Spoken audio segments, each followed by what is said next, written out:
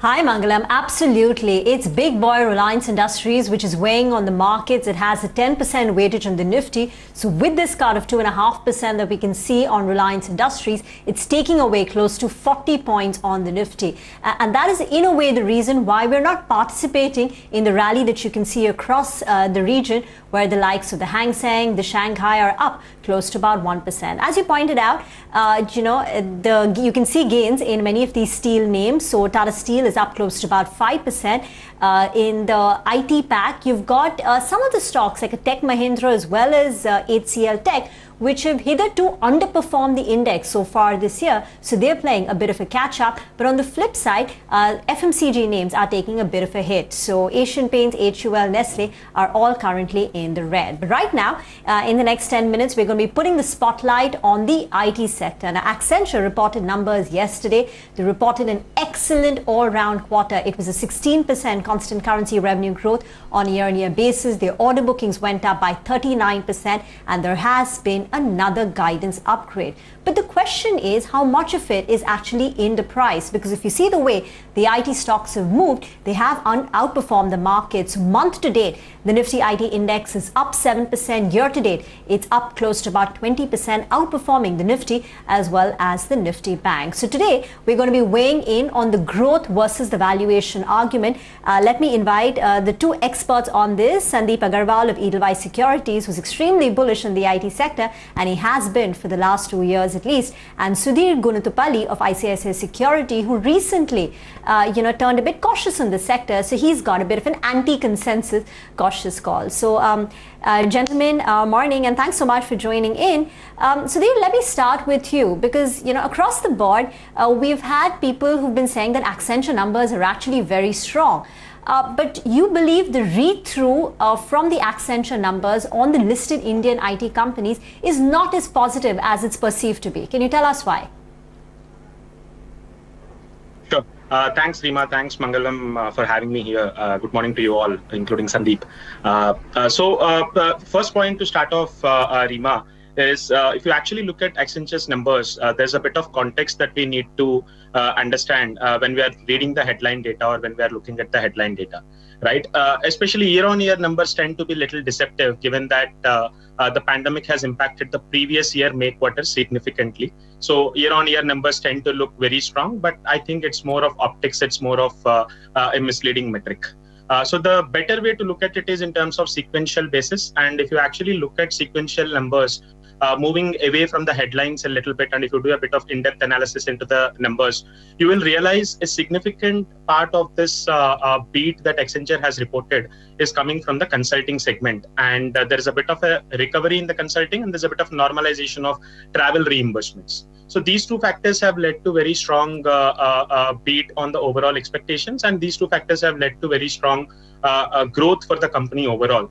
But let me highlight the fact that this consulting segment is not very relevant for the Indian IT companies.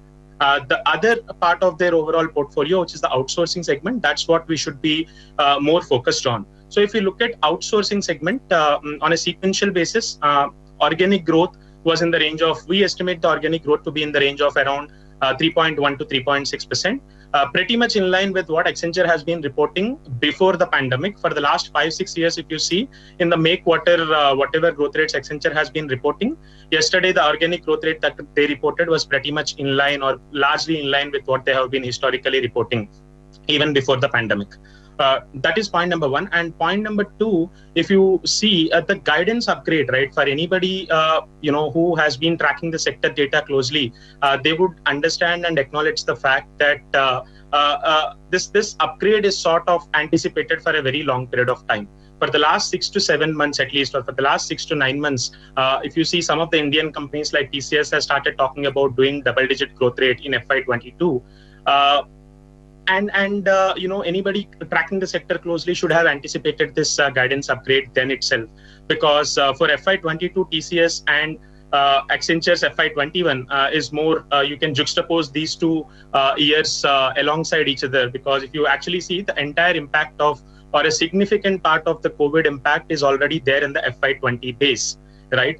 Now FY21 guidance, even on the revised guidance for Accenture, if you look at it on an organic basis, again they're talking about 8.5 to 9.5% sort of year-on-year growth on an organic constant currency basis.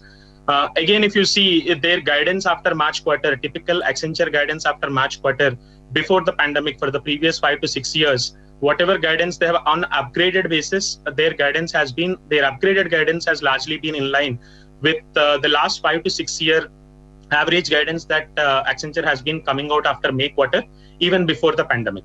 So my biggest question or the biggest concern for me at this stage is if the street is already expecting a significant growth acceleration for IT industry post the pandemic, and if Accenture numbers, both the May quarter numbers and even the full year guidance, FY21 full year guidance after upgrade are actually in line with the pre-pandemic growth rates for May quarter and pre-pandemic guidance averages. Okay. 5 to 6 years. So I think this is actually should be Sudhir, your point is. Okay, we'll come back to you more on the valuations of the sector and how they stack up right now. But your points on Accenture and the read-through for Indian IT is taken on board. Sandeep, morning. How would you refute these two arguments that he's made, that the organic outsourcing revenue growth, which is the more relevant metric for Indian IT, is at 3.5%, as he said, which is in line with pre-COVID times, and the guidance was pretty much on expected lines. How would you refute these two arguments? There is nothing to refute. It is not versus me versus Sudhir or all of those things. So I will not refute whatever Sudhir is saying. We have a difference of opinion on that. See, I see data on a much longer term basis. So if everything was known that there will be a guidance upgrade and all, then why the Bloomberg estimate was 12.8 billion and why actual came at 13.3 billion? That is a 500 million beat, which is a 5% beat in revenue. And I hope everyone knows on such a large base, a 5% beat on estimate is something very substantial. Now, obviously, if the stock would have been up 10-15%, then people would not have argued that the numbers are not strong. But if the stock is not up 10-15% yesterday, and why it is not up? Because after the last quarter, it has run up more than 10% after the last result, and it has outperformed Nasdaq on a one-year basis on any parameter if you see. So this IT sector typically behaves like that every quarter after the result they cool off and then again they pick up momentum. My only limited point is that if everything is known and guidance upgrade was known and all those points which are made are in public domain, then there should not have been a beat of 500 million because it is Bloomberg estimate. I have not estimated it, and there is a line by line beat on all those numbers. Similarly, on the argument on outsourcing, I think the only thing which we have to take into account is that we have to remember that consultants are not traveling, and it is Julie Sweet's own comment on 18th of March that we will not allow our people to travel till pandemic subsides and the risk of life is not there. So you have to remember, and I know every seasoned analyst and every seasoned investor knows this, that the consultants are the one who begins the project, who starts the project. So outsourcing will always be a follow-on. So I think very strong momentum of growth. This is my personal opinion, my view from my firm's perspective that, we are in a very huge upcycle and we should always be mentally prepared with this kind of performance. As rightly you showed some time back that, the IT sector has massively outperformed Nifty and all those parameters which you are showing. And it is a 50% guidance upgrade, by the way, Rima. If you see versus last quarter, we were talking about 5.5 to some range, and now it is 10 to 11. So it is a 50% guidance upgrade. And I don't think that kind of number anyone was expecting on the guidance upgrade. Stock has moved up very sharply since the last bad result. And same thing you would have observed in Infosys. Last quarter, bad results. Everyone said Infosys' story is over at 1320. Today, the stock is at somewhere else.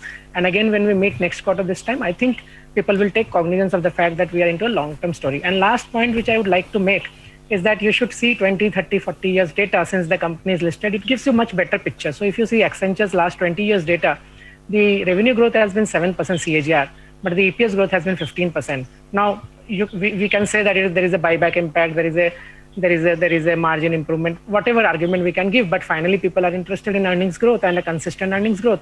And same thing is true for TCS and HCL and TechM. Between FY9 to FY16, if you see, all these three companies reported revenue CAGR of only 15%, and the EPS CAGR was more than 25%, and the stock went up 10 to 16 times in market cap in just 6-7 years. It is a huge value. Right. We take your point, both Sandeep, and Sudhir, but I get it. We are talking about Accenture, and there is a discussion on that. Let's come closer home. Let's talk about our own IT company. Sandeep, I am reading from Sudhir's note, and this is an interesting point. He says that the Nifty IT PE is 50% over its 10-year average PE before COVID. So yes, we take your point that we are in an upcycle, we are in a growth cycle. In the past, there has been EPS growth, etc. as well. Do you think there is further room for re-rating, or the growth will track the EPS growth itself? And I ask this from a purely dispassionate point of view because I track FMCG and out there multiples are way, way, way more than IT. So from an IT standpoint, do you think there's more room for re-rating? See, I don't see it in that way, honestly, Mangalam, because I see always, I believe that stock is always a derivative of the business. So if business is doing well, stock will do well. Last 10-year data reference point is itself very misleading in my view, because, we have not seen upcycle in last 10 years. That is a known fact, right? There was a small upcycle in the IMS only between FY 10 to 16, in which the stocks went up 10 to 15, 16 times. The last upcycle in IT we have seen was 2003 to 2008. And all the data, if you speak to InfoAge or you speak to any consultant in the country, they will tell you one thing for sure, that in last 20 years, they have not seen this kind of demand for manpower. And let me tell you another thing, that in last 10 years, we have decoupled our revenue growth and manpower growth. So basically now if demand for manpower is X, the revenue growth will be X.2 or 1.2X or 1.3X. So I will leave it with you, that thought. And I honestly don't have any, any intention to counter anyone's argument. Everyone has an opinion and I respect that fully. I am just trying to say that these businesses will compound at a phenomenal pace, never seen before kind of pace in my view. And the earnings will further, grow at much better pace. I may go wrong for one quarter. It can be possible, but I think that it is a 3 to 5 year upcycle and we should not try to miss the large returns which are there. You have all the data you just showed on the screen some time back. So after 3 months, when again we meet, I can assure you my personal view is that we will again show that outperformance of IT index substantially. I hope it will happen. Absolutely. I mean, this again is not a personal argument between any analyst, any house or any view. It's just keeping the viewers in mind and making them richer for perspective. Sudhir, your thoughts again. What would then make you optimistic about your cautious call? What is it that would negate it? Sandeep said earnings will continue over the next 4 to 5 years, notwithstanding the valuations right now. What would change your stance? Yeah, Mangalam, actually, if you look at it, right, even if you look at long-term data, last 10-year, 20-year data, what's happening now is the narratives / rhetoric has already spiced up the expectations, has already driven valuations 50 to 60% higher at Nifty IT level. At large cap level, many of the stocks are trading at 75% sort of higher valuations, right? Now, the point is the earnings of the companies have to live up to those expectations. So you would have seen a trend in the last quarter also, in Indian IT company results also, and yesterday's Accenture results also. The gradient of surprise for the street has significantly come down, right? Despite Accenture actually reporting an 8% beat on earnings, the gradient of surprise has actually come down because on a high multiple, you are already expecting it. So if you, in fact, it's the other way around. If you don't deliver it, there is a significant downside. Even if you meet it, we had seen many companies actually getting beaten down after the previous quarter. So my thought here is, of course, while the narratives and rhetorics have been saying and spicing up these expectations, we don't see any hard data to suggest such an upcycle, or we don't see such a hard data to believe that the growth rates or profitability of the industry would be significantly higher after COVID. Again, I'd leave you with one thought. When the pandemic had started, in the first 1 month, people have really become extremely optimistic or hyper optimistic about this work from home, so on and so forth, and where this work from home is expected to deliver higher revenue for IT companies and lower costs for IT companies. But if you see 1.5 years down the line, if you look at the business angle, if you see the commentary of most of the businesses in the recent past, it's fairly evident that it's not going to survive for a very long period of time. So, especially when we are in a bull cycle, the near-term arguments, rhetorics may spice up the multiples, but we have to see whether the actual delivery or actual meeting of the expectations or beating of the expectations will happen or not.